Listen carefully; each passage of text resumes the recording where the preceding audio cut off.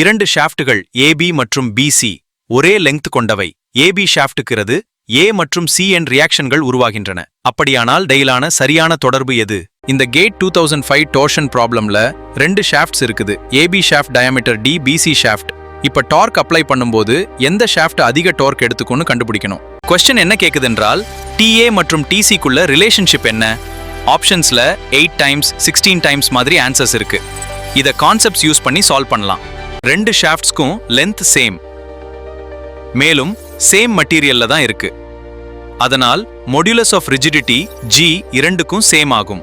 Circular ஷாஃப்ட்டுக்கான polar moment of inertia formula J equals pi d⁴/32. அதனால் shaft ஏபிக்கு J1 proportional to d⁴. BC shaft diameter 2d.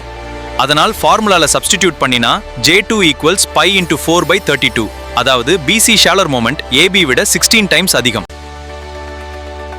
இங்கே முக்கியமான concept, ரெண்டு ஷாஃப்ட்ஸுக்கும் ஆங்கிள் ஆஃப் ட்விஸ்ட் சேம் ஆகும். அதனால டார்ஷன் ஈக்குவேஷன் யூஸ் பண்ணலாம். Torsion formula θ equal to dl/gj. Length same, material same.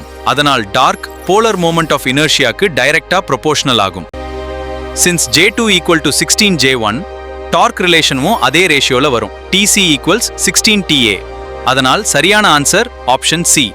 இந்த ப்ராப்ளம்ல ரிமெம்பர் பண்ண வேண்டியது, torque distribution depends on stiffness, மேலும் stiffness depends on diameter power 4. கேட்ல இந்த கான்செப்ட் ரொம்ப முக்கியம்.